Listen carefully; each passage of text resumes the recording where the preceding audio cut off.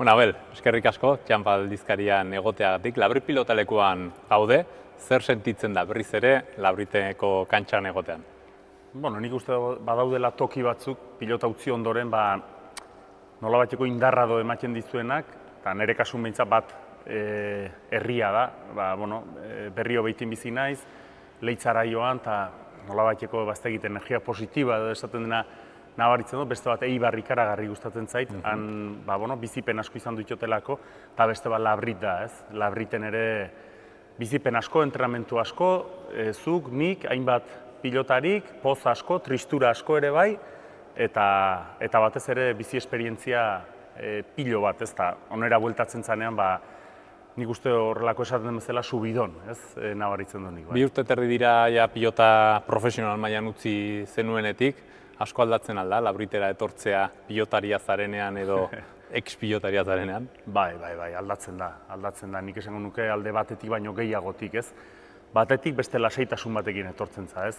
Bakoitza bere izaera dauke, nire izaera nahiko urduria izan du naiz beti, nire bizitzan, pilotan jokatzen ere bai, eta aurretik kezka hori, ez? Izaten dozo, partio horreko kezka hori, orain etortzen naizenean, guztiz disfrutatzea etortzen naiz, pilota partiu batzuk badira gozatzera, eta beste alde batetik inbidia ere bai, ez? Beste puntu bat ere esango nuke, ikusten ditudanean beste pilotariak hemen jokatzen, naiz edo zer gauza egiten hemen, entrenatzen edo inbidia sartzen da, ez? Egia esan, telebistatik eta ikusten dutenen ez dut inbidia gehiegi sentitzen, baina jokatzen ikusten ditutenen hurbiletik bai, ez? Pilotaren soinu hori, pilotan jokatzeko egiten den esfortzu hori, fisikoki ongi egon behar izate hori, hori aldatzen da, ez? Behin pilota utzi ezkeroztik. Gogoratzen alduzu, zure azkeneko pilotakada edo azkeneko hemen Labriten jokatu zenuen azkeneko partia hori? Bai, alde batetik ona eta bestetik oroitzapen txarra dauket, ez batetik oroitzapen ona azken partioa zelako, niretzako frontoi berezienean, seguraskire, Eibarko astelenarekin batera, eta beste alde batetik pena ze partiu txarra jokatu nuen, ez? Baina, ulertzen dut ere bai, ez? Denborarekin ere buruari barkatu diot pixko bat, ez? Azkenean, edozein pilotariren erretiro baten aurreko asteak oso mugituak izaten di, ez? Elkarrizketak, jendearekin ere, zure ondoko jendearekin ere egoni nahi dozo, kumplitu nahi dozo, hemenetan zabiltza, eta ez duzu behar bezala entrenatzeko denborik izaten ez da ere, eta, azkenean joku maila etzen nire gustoka izan du, baina, ulertzen du, nik uste egun horietan gutxienekoa dela hori. Labrit eta Eibar, esan duzu dira zure pilotaleku importante edo garrantzitsuena edo gustokoenak behintzat, zergatik dira bereziak? Zerk egiten du pilotaleku batek berezia pilotari batentzat? Niretzako pilotaleku bat berezi egiten du, berezi da pilotari batentzako, normalean, nire bizitzako partidurik garrantzitsuena frontoi hauetan jokatu ditutelako, ez? Naiz Labriten, beste frontonetan ere bai noski, baina gehienak esango nuke Labriten eta Eibarren jokatu ditutela astelenan, ez? Eta ez da, baten kasu ez, pilotari guzin ametsa izaten da, goi mailan egotea, partidu garrantzitsua jokatzea eta bizi esperientzia horiek bizitzea, ez? Momentu horiek, aste horiek, final erdiak zer gertatuko den, zer ez den gertatuko, prestatu ongi nago, ez nago ongi, nire txikitako ametsa da, hau eta beste, eta buruko gorabera horiek eta esperientzia guzioik gehienak behintzat frontoi hauetan bilatu ditot eta aurkitu ditot, ez? Eta niretzako horregatik die berezik. Beste alde batetik ere bai, Iruñean nolabait esaterren nik esango nuke pilotari nafarron etxea dela, ez? Hemen jokatzen dugunean, 5. filan, nire lehengusua dago, edo ondoan dago, astelenetan kafetegian ikusten dudan laguna, edo eta horrek ere beti puntu berezi bat ematen dio, ez? Esan duzu, gora berak daudela, buruari buelta asko, hori faltan botatze duzu, edo uzten duzu nunean esatu duzu, ze estresatuta bizi nintzen. Bai. Estresatuta biziza, baina nahi duzun estresa dare, bai, ez? Esan nahi dizudana da, azkenen esfortzurik eta kakotxartan sakrifiziorik gabe zure ametsak lortzea ezinezkoa da, ez? Ni nire esperientziagatik bakarrik hitz egiten dut, ez? Eta azkenan nik pilota utzi nunen, batetik lasaitasuna, hasieran behintzat lasaitasuna, ez? Eta lehenengo asteetan esango nuke, aspaldi egin ez nituen gauzak initun, adibidez, burura etortzen zitzen denan, nahi nuenean mendira joatea. Lehen debekatuta zen nuen hori agian, ez? Hori da. Baina behin hori bukatzen denean, pilota faltan bota nuen. Eta asko bota nuen gaina faltan. Niretzako ni beste pilotarien kasua ez dakit, baina nire kasuan behintzat denboralditxo bat pasatu zenean buruari buelta desente eman nion, eta pertsonalki momentu errezak etzien izan du, baina badakit aukera zuzen hartu nuela aldi berean, ez?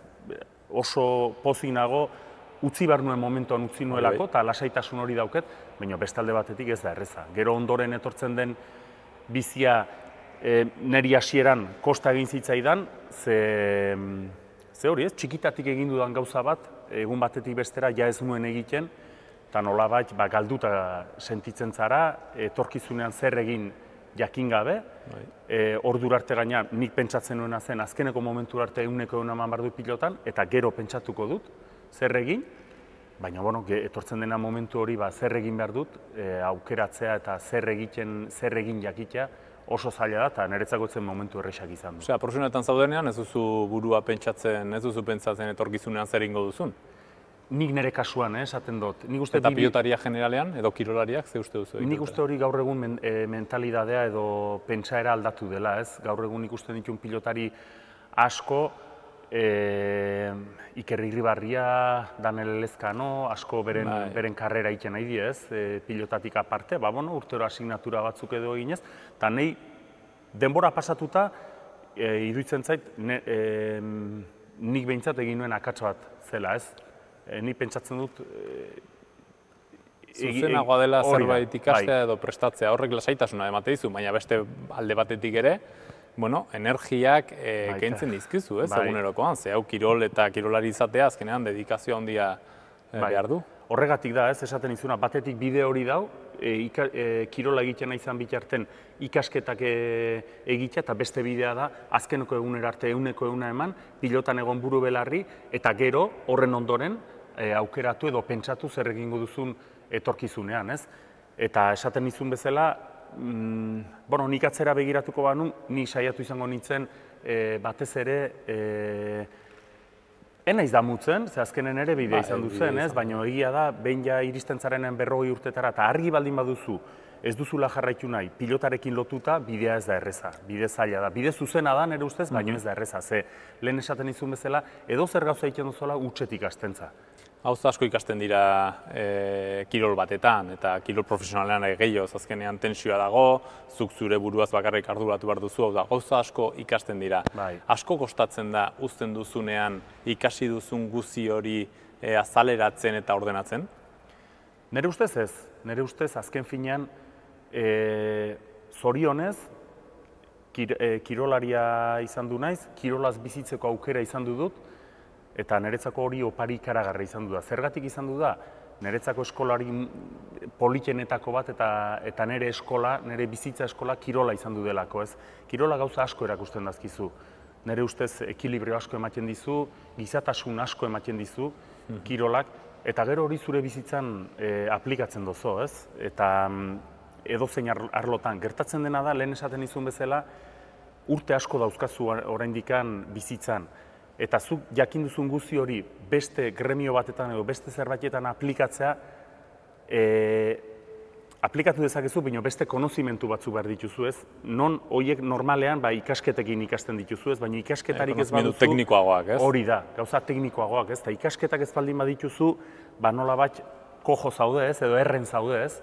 Pixka bat, horregatikan, nik uste onena dela biak uztartzea, ez? Batetik, kirola gauza pilo bat erakusten dizkizu, baina azkenean, adibidez, zuk zure enpresa txikia edo egin nahi baldin baduzu, beste konozimentu batzuk ere eta beste jakituria batzuk ere behar dituzo, ez? Eta horiek kirolean ez dira ikasten, horiek bizitzan edo ikasketekin ikasten dituzo. Eta kirolean ikasten diren gauza guzti horiek, nola ikasten dira, esperientziaz edo irakasleak ere izan dituzuzuk zure garrean? Nik ere izan du ditut irakasleak, ez? Baina batez ere nire irakaslerik handienak eta beti esan dut familia eta lagunak izan du dira, ez? Nik gehien estimatu dudan gauza izan du da, partidu bat galdu dudanean, lagun bat edo beste etorri, bere eritzia eman, bere humiltasun guziarekin, agian obretatik orduntxe etorrita eta elkartu garela, eta bere bere laguntasuna eman eta bere apoioa eman, ez? Nik uste hori bezalako medizinarik edo hori bezalako antidepresiborik ez dagoela, maitasuna, eta gero aparte esperientziak ere erakusten dizu, eta nik uste kirolari baten inguruan beti dagoela talde bat, ez? Konstiente izan edo ez izan konstiente, beti inguruan talde bat izaten da, ez? Eta talde horretan beti duzu pertsona batzuk behar den gauza, behar den momentuan esaten dizutenak, eta nolabeteko sensibilidade hori eta inteligentzia hori badutenak, eta zuk horietatik ere ikasten duzu. Eta hortaz aparte, barkatu Mikel, beste gauza bat ere bai, niri pertsonalki asko lagundu nahi izan dudala irakurtzea. Lehen esan bezala, nire izaeragatik beti oso urduria izan du naiz, nire buruarekin duda asko izaten dituena, baina nire irakurtzak adibidez asko lagundu dik, eta batez ere konkretuki beste kirolarien autobiografiak irakurtzea, bestela ere, heldutasun liburuak edo pertsonalki laguntzen dizutenak ere, beti asko lagundu naute, eta ikasgai horiek beti daramatzat bizkarrean. Zein da, gehien markatu zaituen liburua?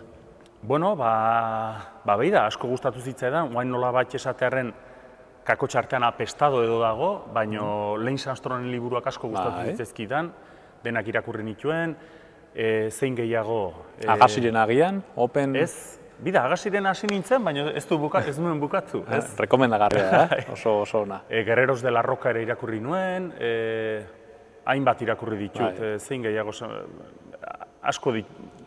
Nik esango nuke desente ditu dela. Aspalditxo ja nahiko aztuak ditu danak, baina ikasgai horiek beti ateratzen dira, ez. Bai, lehen esan duzu taldea oso garrantzitsua dela, zure familia, zuk egiten duzun, zure inguruan eta kirolari baten inguruan dagoen talde hori. Bai.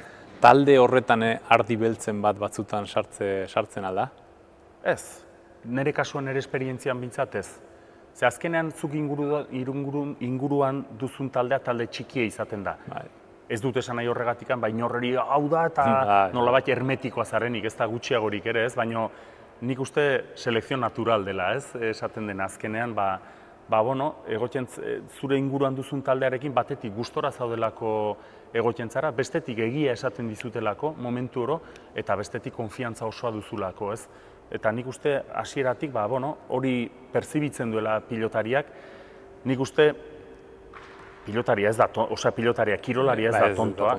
Bai, baina askotan gertatu da norbait beti kirolari batek esaten duela, bai, esken nire inguruan ez nuen behar nuen jendea eta zuzena, beti daude sateliteak inguruan, ez?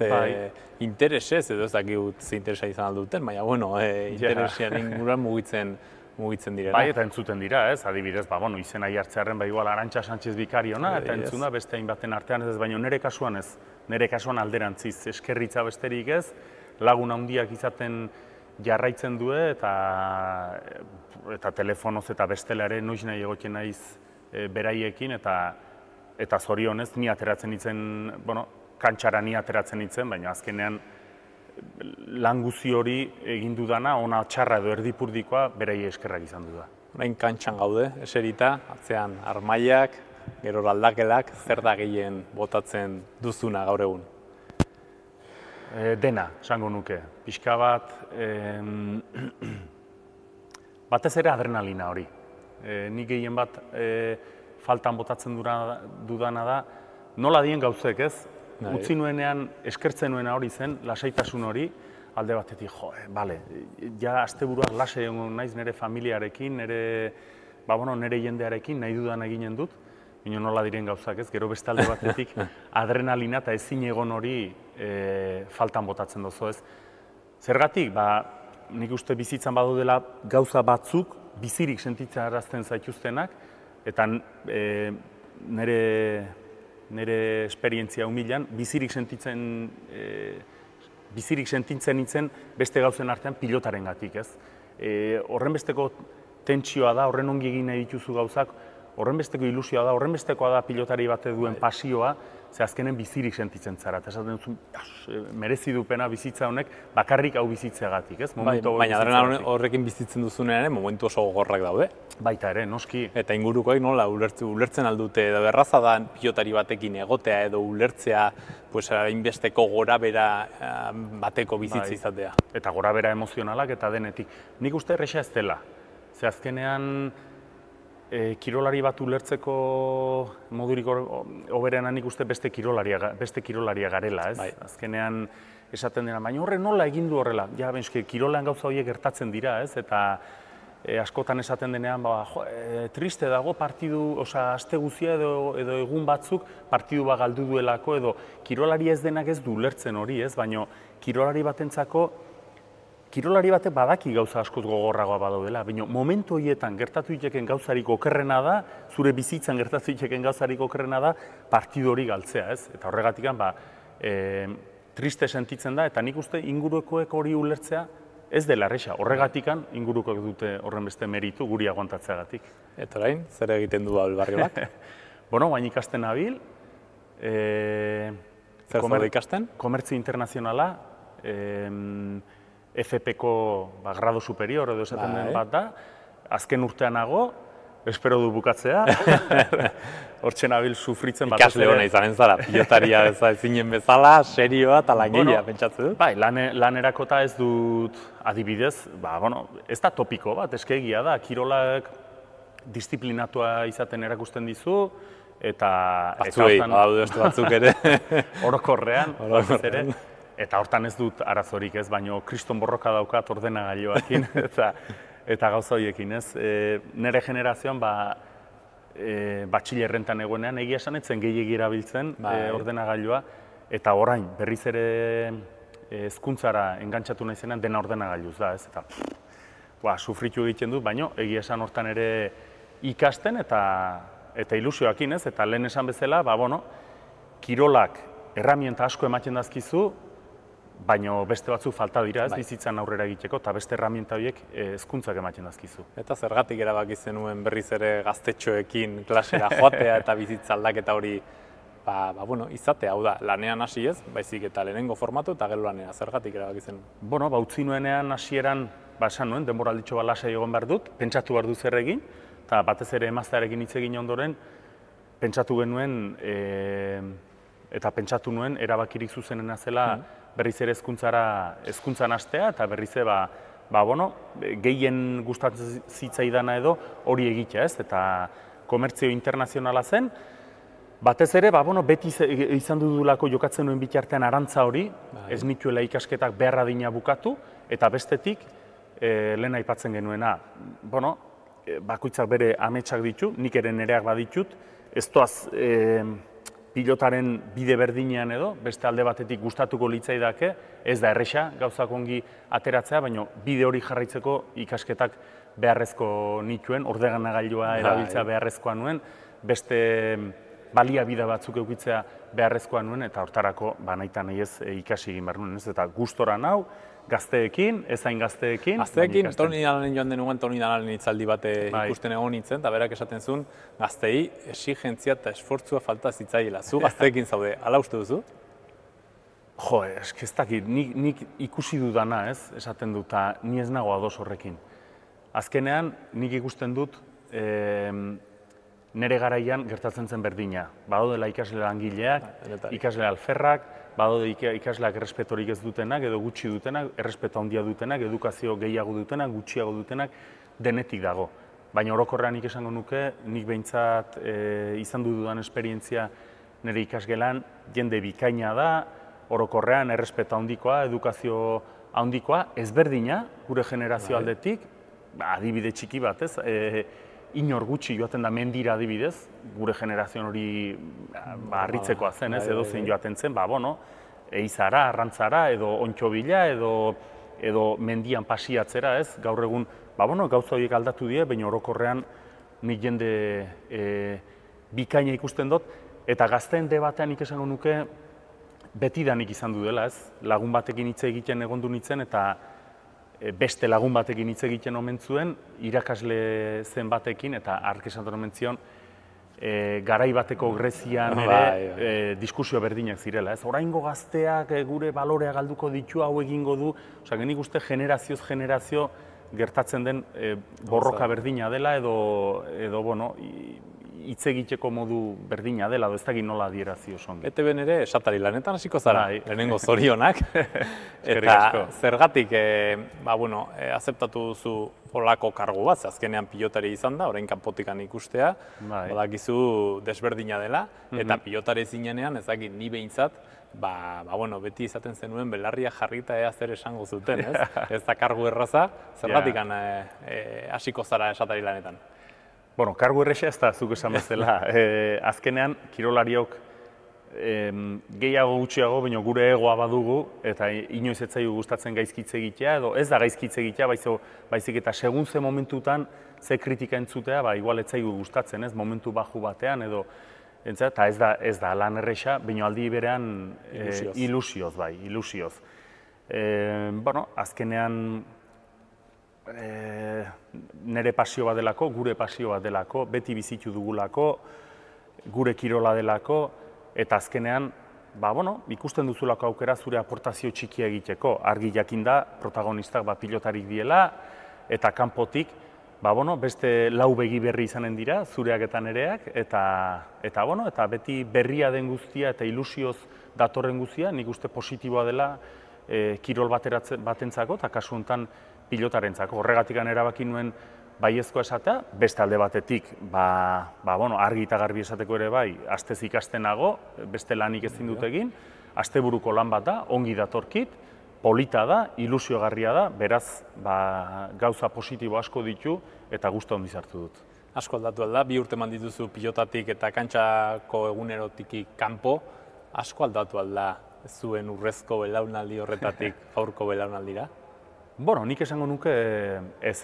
Zorionez, kirol guztiak bezala, evoluzio bat darama, eta nik uste pixkanaka pilotan ere gauzak hobetzen ari direla, mejoratzen ari direla, evoluzionatzen ari direla. Nik uste azkarrago eta hobekiago evoluzionatu dezakela, baina, behintzat aurrera doa, ez? Jendearen ahotan dago, pilota bizirik dago, pilota ongi dago, eta hori da albisterik onena, ez? Eta bestela aldatu, nik uste oinarrian pilota ez dela, oinarrizko pilota ez dela inoiz aldatuko eta ez du inoiz aldatu behar, ez? Esan nahi zudana da, nik orain ere ikusten ditudanean pilotariak berdin ikusten dut, ez? Galtzen dutenean triste, irabazten dutenean pozik, seguro nago, beraiekin egonezkero eta burua irekiezkero pilota bat eukiko dute buruan, era bat pilotan pentsatzen, lehen esaten nuena, ez? Pilota pasio bat da. Orain dela 80. hamarkadan, 70. hamarkadan, eta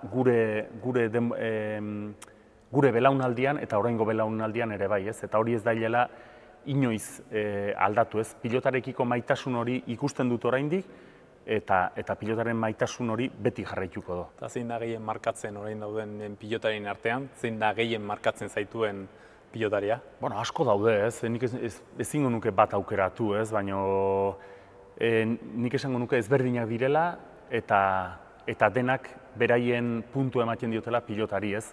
Batetik, artista, ez? Nolabait esaterren Jokin Altuna, nolabait,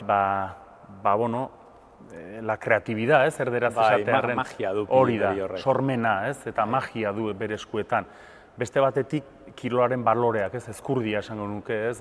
Beti dago hor, aitzakiari gabe, beti lana, umil, irribarria, potentzia hutsa, ez? Oinaz Bengoetxea, esperientzia eta inteligentzia Aimar Olaizola, kalitatea, pilotarekiko maitasuna berak ere bai, pasioa, eta beste hainbat pilotari oain burura Daniel Elezkano, ez? Borrokalari hutsa eta bakoitzak bere puntua ematen diola pilotari, eta alde hortatik, nik uste denak markatzen zaituela alde batera do bestera, baina denak dira pilotari bikainak. Bueno, Abel, analisi zoragarri hau eta gero, eskerrak eman dizut, oso motza egin zait, gaurko elkarrizketa egia esateko, plazerra izan da, zurekin egotean hemen Labrit pilotaekuan, orain hasiko dugun proiektu hau ere, pixkat esplikatzen, eta egia esateko, plazerra izan da berriz ere, eta beti bezala zurekin egotea, eta eskerrik asko guztiatik. Niretzako ere plazer bat, Mikel, badakizu, eta nahi duzun arte.